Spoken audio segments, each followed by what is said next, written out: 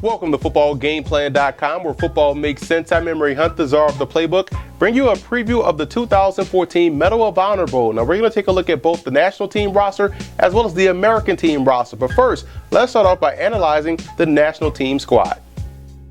Now let's start with the quarterback position, and as you can see, there's a lot of talent on this list with Casey Paul Hall out of TCU and Corey Faulkner, definitely a guy you should keep an eye on out of Southern Illinois with a lot of mobility. But Corey Robinson out of Troy, a very productive passer throughout the course of his career. He's played a lot of football. He's a 4-year starter, and what I like about his game is his confidence when he's throwing the football. He's very decisive and shows nice touch on his passes. Now, what I'm looking to see from him is the ability to drive the football into tight windows and make those stick throws that you're going to have to make consistently at the next level. But overall, there's a lot to like about Robinson.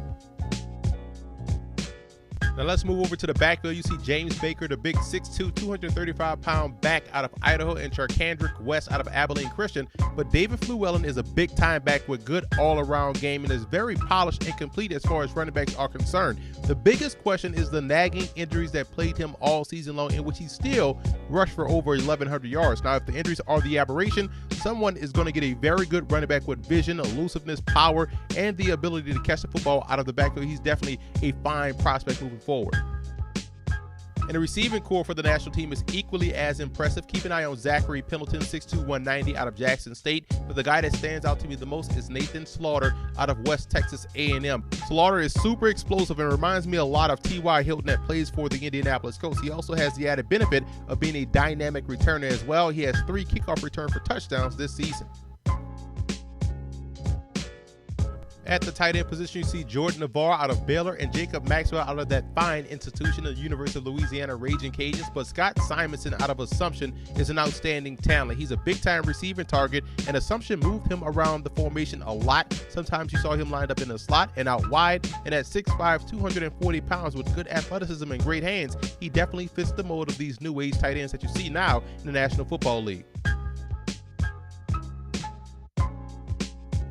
When you look at the offensive line, you have to be impressed with the athleticism and the size that they possess. Trevor Foy, 6'6", 315 out of Purdue. Parker Graham, 6'7", 315 out of Oklahoma State. But Donald Hawkins out of Texas stands out to me the most. He's an all Big 12 performer at left tackle for the Longhorns, and I absolutely love what he can do in the running game. And if your left tackle can block equally as well as your right tackle, your offense just level the field in the running game. I think he's going to be a fine player moving forward.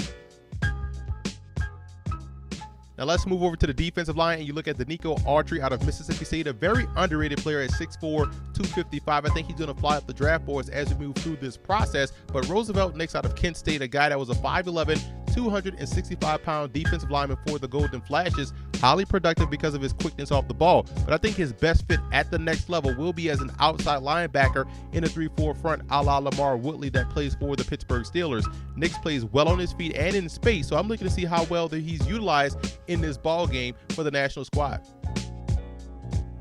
At the linebacker position, you see Keith Smith out of San Jose State, very productive player, as well as Justin Anderson, who's a third-team All-American selection this year out of Louisiana Lafayette. But Deron Furr out of Fort Valley State, a tremendous athlete who some project as a linebacker or a strong safety at the next level. The good part about that is that he has played both for Fort Valley, even played a little offense. I think his home at the next level will be at safety, especially with a team that utilizes 3 safeties in their nickel defense, playing with him as a rover-type player closer to the line of scrimmage. But Furr is definitely worth the mid-round selection, in my opinion. Very good football player.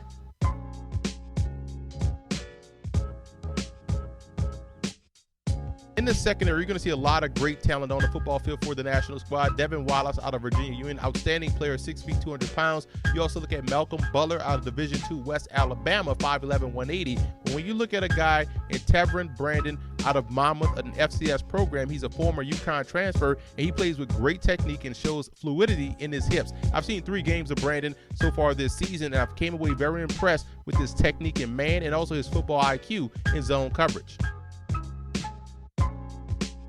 Now let's take a look at the specialists for the national team. Drew Basil out of Ohio State, outstanding kicker. Paul Layton out of Tennessee, excellent punter. And Tanner Hedstrom did a great job all season long snapping for Colorado State. But when you look at the specialists, you look at Taylor Gabriel out of Abilene Christian, 5'8", 172. Don't let the size fool you. Gabriel is a very good receiving prospect in addition to his explosiveness as a returner. He has that stop and start suddenness that creates separation, whether it's running routes or pulling away from defenders in the open field as a returner. Now let's move over to the American team roster and start with the quarterback position. And just like the national team, a good collection of talent here as well, with Tyler Tettleton out of Ohio and Danny O'Brien out of Catawba. But an intriguing prospect that has generated a lot of buzz is Joe Clancy out of Merrimack. Over the last 2 seasons, Clancy has thrown for over 8,000 yards and 79 touchdowns. He had 7 touchdowns in 1 game this year versus Pace University. And what many will be watching will be his pocket presence and his movement within the pocket. At times, I think he's a little too happy in the pocket. But if you're looking for a comparison for Clancy, he reminds me a lot of Trent Dilfer at Fresno State. Very good passer that plays with confidence and a sense of urgency. Definitely what you want at the quarterback position. Now let's take a look in the backfield. You see 2 outstanding talents from the FBS level in John Hubert out of Kansas State and also Rajon Neal out of Tennessee. But I'm a big fan of DJ Adams out of Portland State. He's eerily similar to another top Portland State tailback that played in the 90s and Derek Holmes that also played for the Buffalo Bills for a long time. Adams plays with great balance while showing good enough burst and acceleration to take it the distance. He's definitely a type of player that has feature back potential in my opinion. And this year versus Cal, he rushed 21 times for 139 yards and 2 touchdowns, so he has been productive versus top competition.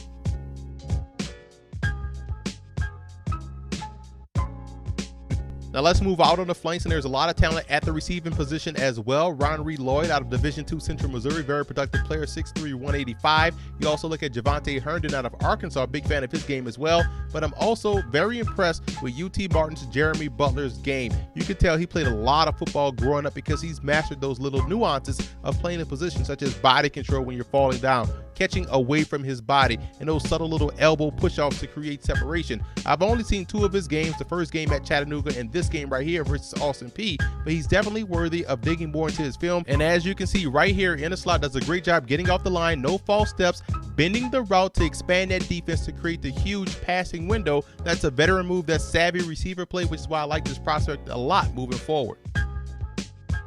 There's 3 sleeper prospects at this tight end position: Asa Watson out of NC State, Nikita Whitlock out of Wake Forest, and Ian Thompson out of Louisiana Lafayette, and used mostly as a blocker at UL, but he does have potential as a receiver. The one thing for sure is that you can't undervalue a tight end in today's game that is a very good inline blocker, so I'm interested to see how well he does this week in his route running and also catching the football in his ball game. Along the offensive line, a lot of talent as well. David Hurd out of Arkansas, big-time production that he put up for the Razorbacks running the football, and also Jordan McCray and Justin McCray, the 2 brothers out of Central Florida. But Pat Eager out of West Virginia, I'm very intrigued by his skill set. 3-year starter for the Mountaineers, and he's a tall center, 6'6", 302. He has also played guard in his career, so that shows the versatility that pro scouts definitely want to see moving forward.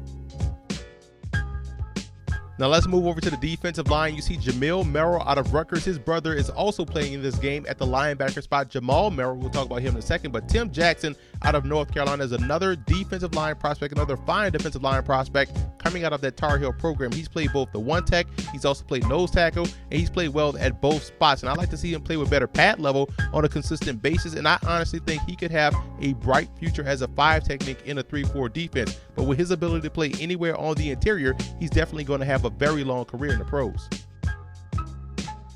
At the linebacker position, you look at Marcus Whitfield out of Maryland, a guy that does a great job in coverage. But like I said before, Jamal Merrell is the brother of Jamal Merrell, the defensive lineman. And what he has done at Rutgers, he's a very solid football player that I feel can play both weak side linebacker as well as strong side linebacker at the next level. He played well as a junior, but this year he dealt with a lot of injuries and still was able to put together a fine campaign in which he showcased much more of his coverage skills. So this is going to be a big week for him down in Charleston, South Carolina.